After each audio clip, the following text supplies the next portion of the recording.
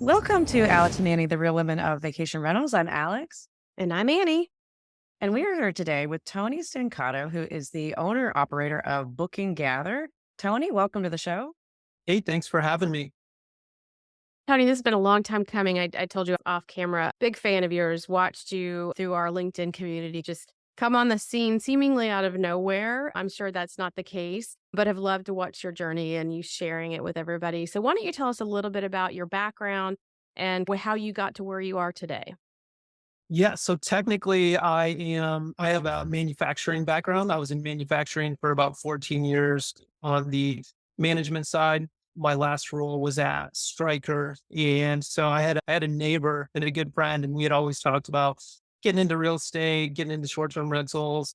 And then we started getting serious about it. And we really wanted to travel hack. We wanted, hey, we like to travel to Tennessee, Florida. Let's maybe look at getting a place there. And essentially we can go check on it a couple times a year and make sure everything's on the up and up. And as we were doing digging, it was just hard to make sense of some of the numbers we were seeing. Prices have gone up quite a bit in the areas that we were looking. So we just said, hey, why don't we look in our own backyard and maybe we'll cut our teeth here and kind of develop the skills in Michigan. So we started looking mostly on the inland lakes. A lot of the places wouldn't allow it. And then one day my wife sent us a property and it was out in a place we'd never heard of, and started digging, started running some projections, looking at the numbers, and we were just like astounded by the projections that it was saying. So put an offer in on it, and I got it under contract, and that was in 2021. So it has been a little bit of a shorter journey for us, but it's been fun, and we've grown quite a bit over the last couple of years. So we bought that one, did really good in the first 6 months. Said, hey, why not get another one in the same area? That one was doing really good. And then we started getting clients that wanted us to manage for them or help them find a property in Michigan. And we primarily work in Southwest Michigan, anywhere from Saugatuck down to New Buffalo. And so we started bringing on clients, and then we started buying multifamilies and converting those to short-term rentals. And so right now, I think we're right around 21 to 22 doors across, call it a dozen properties. Wow, Wow. that's great. What an incredible story, and I'm sure that's also been pretty liberating for you to get freedom from a typical W-2 job and do something where you're able to travel. I know I always see you and your family going to visit these places, like you said. That's a great part of it. Yeah. So, and we started out, we were like, hey, we'll go over there. We'll stay on property. We really like the Southwest Michigan area. I'm actually about an hour away from the properties we manage and own, but we'd go there, we'd set them up, we'd stay there, go to the beaches and all that stuff. No longer doing any of the setup though. That is a tough job. Definitely taxing, even that part up, but we'll still go over there when we can. Yeah. So what do you think so again, a short run to get to where you are, which is pretty impressive. What do you think has been your biggest learning so far? The biggest learning, so getting into real estate in general has been on my goals since maybe I was 20. I'm 38 now, right? And I think there's always just this piece in your mind that thinks it's harder than it really is. Yeah. And I'll give a little bit of credit, a lot of credit to my wife too. Like we were at a part of our journey where it was like, hey, do we want to buy a short-term rental or do we want to keep a house? We were in the middle of moving. Do we want to keep that house and rent it out as a long-term rental? And I was like, which one do you want to do? And she's like, why can't we just do both? So literally, like same week, started long-term rentals and short-term rentals at the same time. And honestly, it's been way easier. You're like, why did I wait 18 years dragging my feet? Part of it is you got to just work up that courage to dive in and learn as you go. Obviously, nothing's pain free, but definitely easier than anticipated up to this Yeah. point. That's super interesting too. I think there's a lot of people that are 100% in that position that you were in. And I would say my husband and I are in a very similar position that we, after being in the short-term rental business for all these years and managing properties for other people, we're realizing we actually want to have our own portfolio. Where do you begin? And I think there's a lot of questions of, does it make sense to start with a short-term rental? Does it make sense to start with a multifamily? Does it make sense to start with a flip? There's so many different ways to do it. How did you make that decision? Or was it just that it was just what was in front of you and you went with it? Or would you have done anything differently as part of that? And honestly, I'll say that, so the first short-term rental we bought, there was 4 of us. It was me, my wife, my business partner, and his wife. And I'll be honest, I'm always the timid, conservative one. So out of the 4 people that went to the inspection, I was the one person that said, "Oh, let's not do it. This isn't the Yeah. one." Uh, I'll always find a reason why we shouldn't do something. So the biggest thing is finding good partners that will encourage you. And I think there's a good balance there. And my other business partner, he's pretty pedal to the metal, isn't afraid of anything. I'm like, hey, we might want to think about this. So there's some good Yeah. balance. So I think finding people that can help you make that leap as well is a big thing. But you're right. In real estate, Mhm. there is a lot of different stuff. And we've only been, again, since 2021. We did short term, long terms, midterms, flips. So once you get in, there's just a lot of opportunities that kind of come along. So, hey, we're always just focused Southwest Michigan, and a deal pops up, and you're like, that's not a good short term rental, but it is definitely undervalued, and you just spot the opportunity to jump up in and maybe take advantage of that opportunity.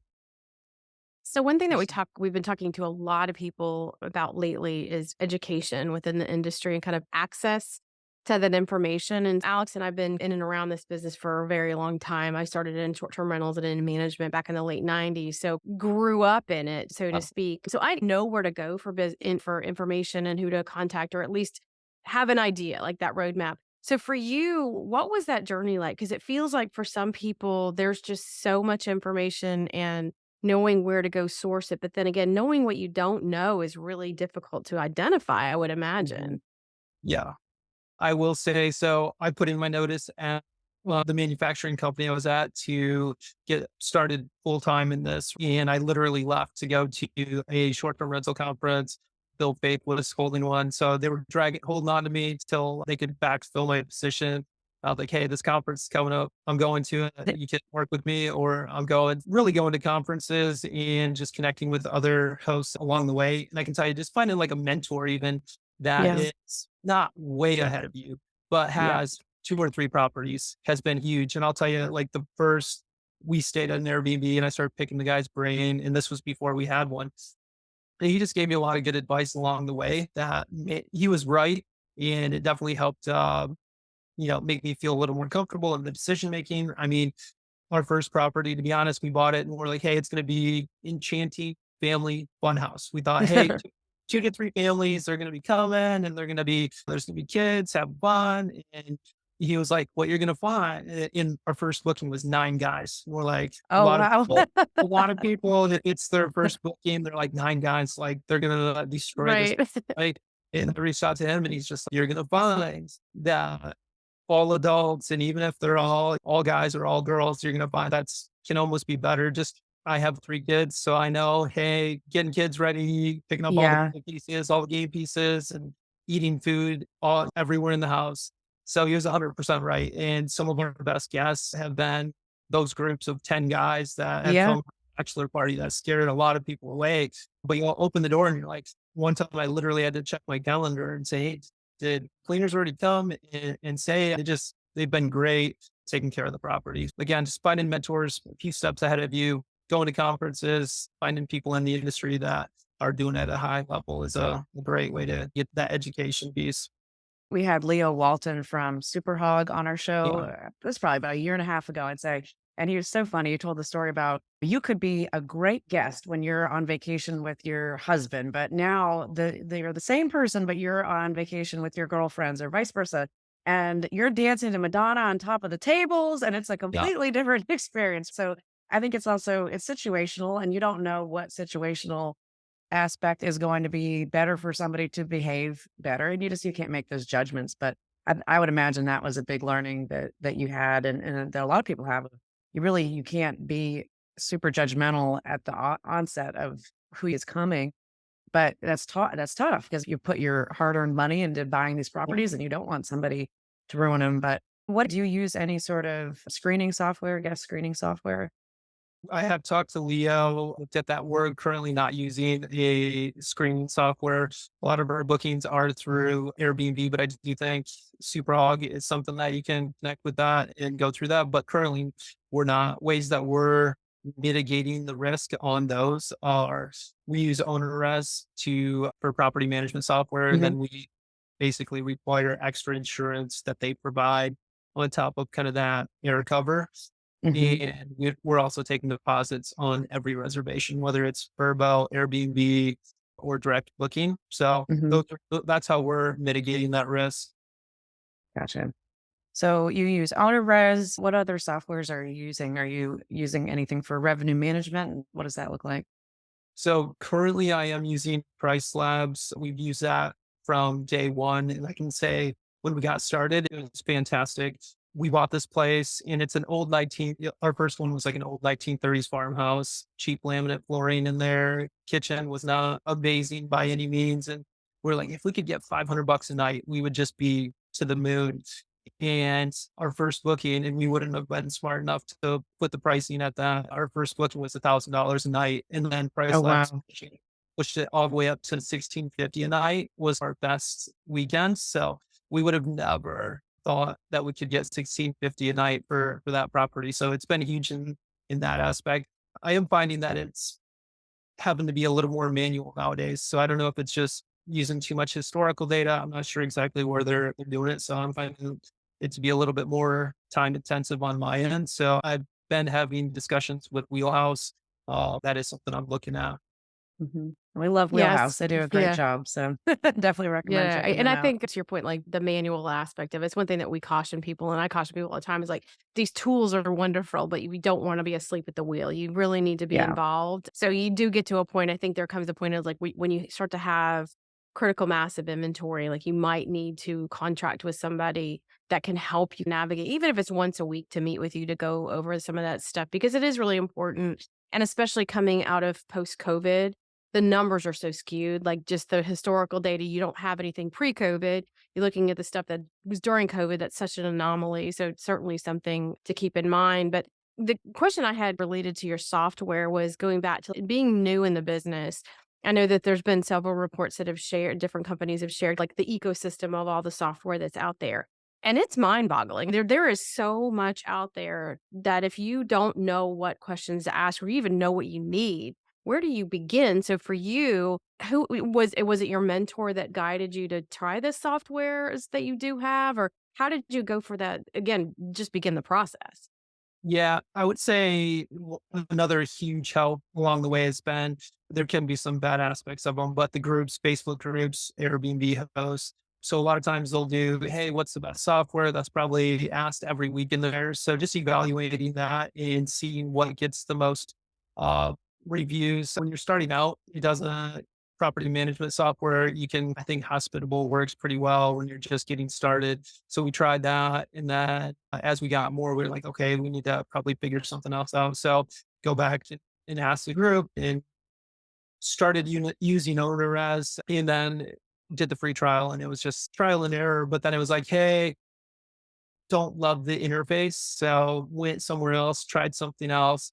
That platform I couldn't get behind that platform. They kept blocking days off on accident. And then obviously that's a big no when you're trying to get bookings. So went back to OwnerRes and been really happy with that. But I would say, yeah, that group atmosphere. And again, going to the short term rental conference, there was a lot of talks about, hey, the two guys from stage, this is what I use, this is what I use. So based off them saying that they trust and rely on those platforms, we ended up using very similar tech stacks. Mhm. Interesting. So you went to that was the STR Wealth Conference, the first one, and I assume you probably went to this last one this year as I well. did I did Yeah. not go to this last one. Oh, you didn't? Oh, I'm okay. a I'm a little bit of a cheapskate. So the first one, a couple tickets came up for a couple $100 and we were talking about going last minute. And I think it was 2 weeks before it started. I said, all right, let me see if I can find, because they keep going up 200, 400, 800. And at the Yeah. time we're looking, they were like $800. And let me see if anybody's selling any. And as soon as I jumped on, there was someone, I have 2 tickets at $200. I'm like, all right, that's signed. So grabbed those ones. Didn't go to this last one, but then I just got back from his camp actually a couple weeks ago as well. Oh, nice. What about VRMA? Do you go to any of the traditional vacation rental conferences or DAR or any of those? Have not. Yeah, I got to right? make it. Yeah, I got to make Yeah. points to get out there and go to those. I think Yeah. I see you guys posting about going quite a bit. Yeah, I know one of our missions this year has been to try and bring together the two different sides of the people that they only go to the SDR conferences and people that they only go to the vacation rental professionals conferences, bringing people together because I think there's a lot to learn from the content that is shared on both sides. And it's better to have everybody aware of the information that's out there and just helps the industry grow. For VRMA International, I believe you can go without being a member. So I would definitely check that out. That's in Orlando in October. And that's a great way just to check it out, get a feel for the type of content that's going to be there, the connections you'll make. It's this one in Orlando is going to be the biggest one yet. It's incredible how many people come and just the conversations you have and the networking is unbelievable. Highly How many days? recommend.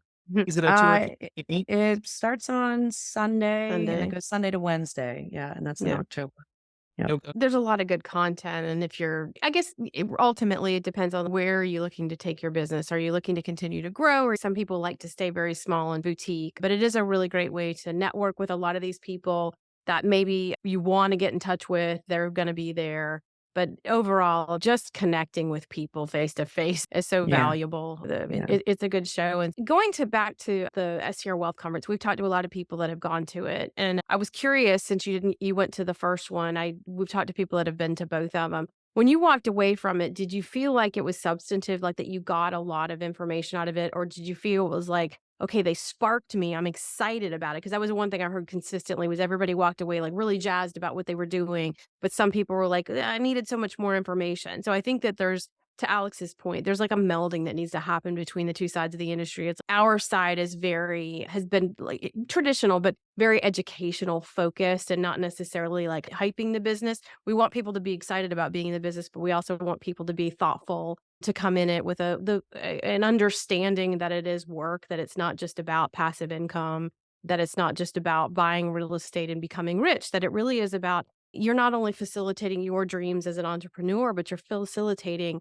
families and other people that travel their dreams of their vacation and their memories. So it's a really big responsibility to put yourself into.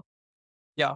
Yeah, I would say definitely sparked a lot of energy. It was definitely knows how to put on a high energy conference, but I would say I did come back with just pages of notes that took back in and took action on. A lot of it is going to be more along that guest experience and optimi- optimizing your listing primarily. So that's the notes that I jotted down, came back and took action on.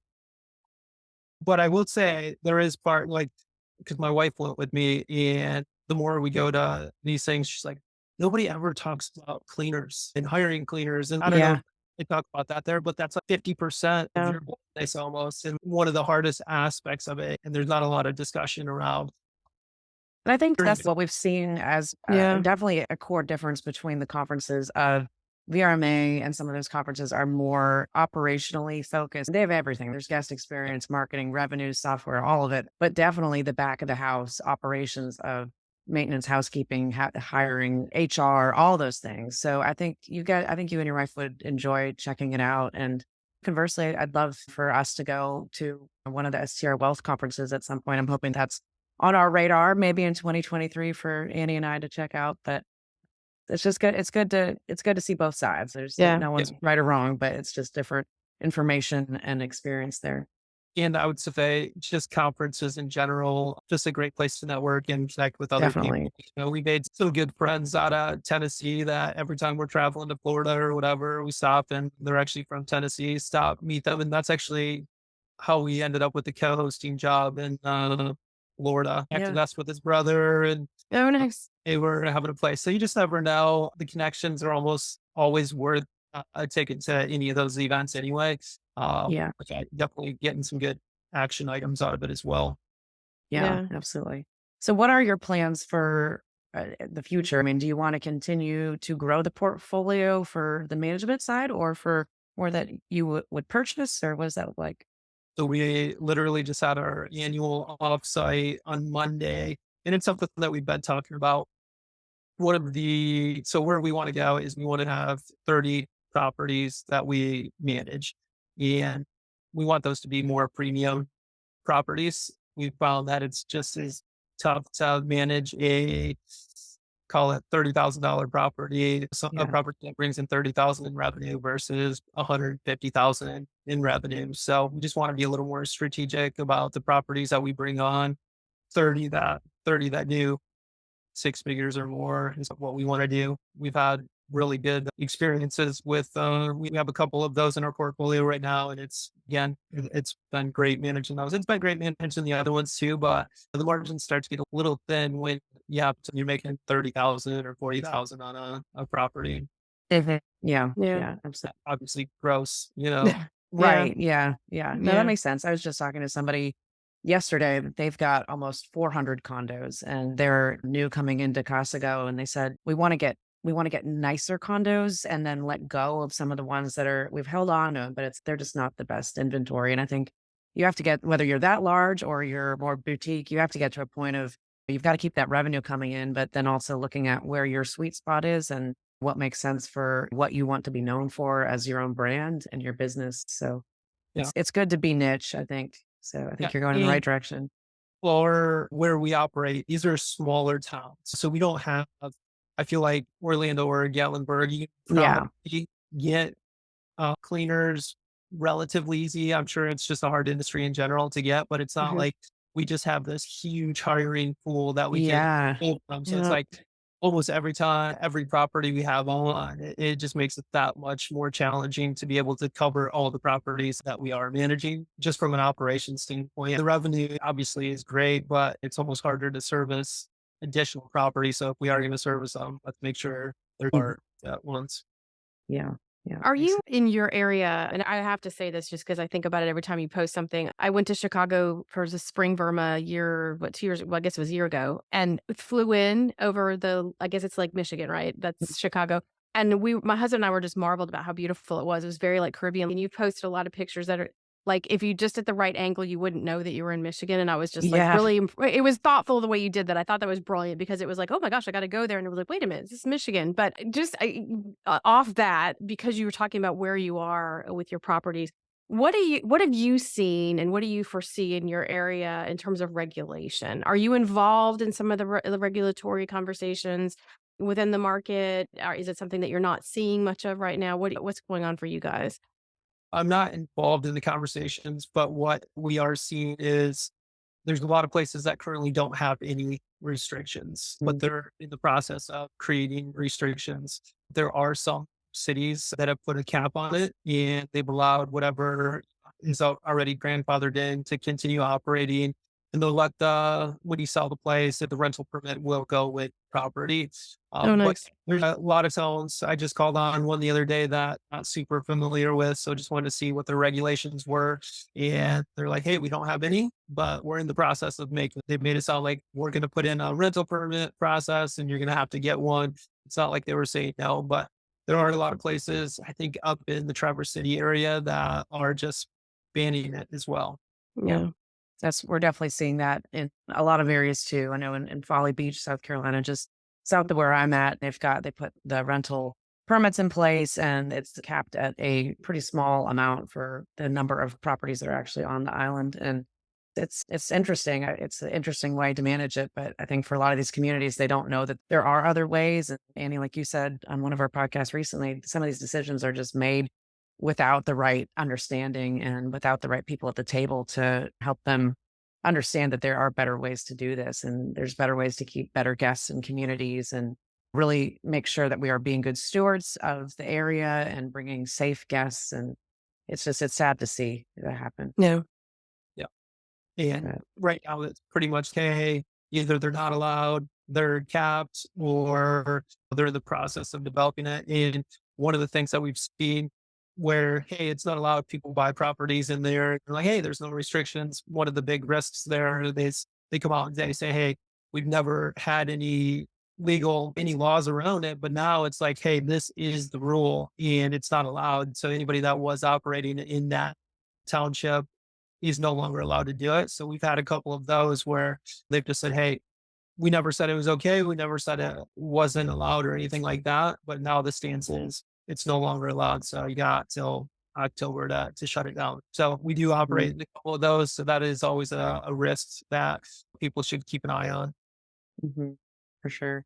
Yeah, it's definitely a big conversation. I don't know if it is at the STR wealth conferences, but it's definitely a big conversation at VRMA and some of the other ones we attend. So if that becomes something that becomes more of an issue in the areas that you're in, that's another good reason to come and check it Yep. out. But Yep. So Tony, we like to ask people, and you're coming from the business from a different perspective, a smaller operator, still growing. What do you think is the biggest outside of say regulations? What is the biggest thing that's not being focused on or talked about within the business? The biggest thing that I always, again, I'm a little more conservative and timid. I would say safety is a big one. I think you guys just had Justin. yeah, yeah, board. Yeah. Yeah. So Yeah. I know my wife loves listening to all his podcasts, and Yeah. you always get some good stuff. But again, it's that guest experience, and a lot of that starts with the safety first. So I would say Mhm. some of those are probably the things that just don't get talked about enough. And then I think there's a lot, just the way you interact with guests. I don't know if there's a lot of talk about that, but there's a lot of people that I see that just feel like they shouldn't really be hosts. Yeah. Yeah. Um, Yeah. Not hospitality based. I think I just Yeah. posted Yeah. on LinkedIn the other day where there's like literally 5 signs around the stove. And Yep. that Yeah. restaurant, Don't do this. Don't do that. Don't Yeah, definitely do yeah. not do I, that. I was like, don't and be a host. So many no one rules. took that to the stove. Yeah. I mean, there was Yeah. literally 15 or 20 more throughout. So, Yeah. just So awful. hospitality in general. There's a business Yeah. part, but then it's like at the end of the day, you're in the hospitality business and Yeah. you really got to treat the guests well. They're spending their hard earned money to come stay at your properties. Yeah. Yeah. I think that's a really good point, and I agree with you on that because I actually don't I agree that I don't think that there is enough of just general conversation related to what hospitality truly means, and looking at it from the lens of Ritz-Carlton or Disney or these companies that have really created that incredible experience of how do we adopt that level of care and empathy for our guests and our owners too. Uh, but that's a really good point. I'm glad that you bring that up. We haven't had anybody specifically mention that, but I have Yeah. certainly seen the same thing on the other side of some people. You're like, why are you even in this? Like, you obviously Yeah. don't even like it. Here's another crazy story. So I was just down in the Panhandle a few weeks ago, and actually before I came to see you, Annie, that day, uh, Ryan Dame and I walked in on a company, and they've been in business for I think 35 years. And the lady literally said, she said, "Are you here to buy our business?" And we said, "No."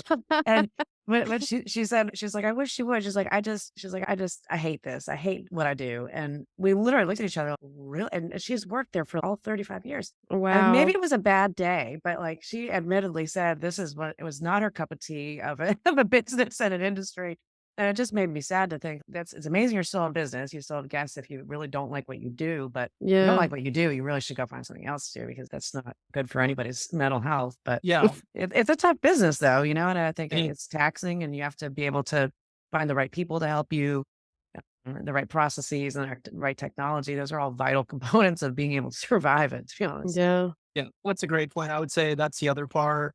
I think you mentioned it a little bit earlier too, but the passive, this is as far from passive as in my Yeah, opinion. exactly. Yeah. We're a small team and again, manage 21, 22 properties, something like that. But it's a 24/7 gig. Never know when the guest is gonna have a question, when they're gonna need something fixed, need something dropped off or whatever. You're literally on call 24/7. Yeah. And you ready to take those calls. Yeah. Yeah. Yeah. Yeah. That's good to hear you say that too, because I think that's mostly the misconception because there are a lot of people that say just that it is the, the glitz and glamour, and it's just the passive income and the Vegas parties and everything else. And clearly we all know that's not the case, but uh, And it always comes at the worst time. Like I yeah, literally just got off our operations call at 9:30 and we were talking literally it seems every time my mom comes to town, something like yeah, big happens at properties. And so it almost always happens at some type of you're at a family event, you gotta take yeah, the exactly. Yeah. The That universe is is the trying to make sure business. you're in it to win it. On your toes. Yeah, on your toes. Tony, thank you so much for coming on with us today. It's been a pleasure to get to catch up a little bit more besides the conversations that we've initially had offline. But we're excited to continue to watch your success and see where you and your wife and your business partners take the business. And in the meantime, though, if any of our audience wants to get in touch with you, what's a good way for them to reach out? Yeah, the best place to reach me really is LinkedIn, Tony Stancato on LinkedIn. And then you can just send me a message or request to connect there and be happy to talk if you Okay. have any questions, especially around Michigan. Yeah, absolutely. We will include that in the show notes. If anyone needs to get or wants to get in touch with Annie and I, you can go to alexandanniepodcast.com. And until next time, thank you everyone for tuning in.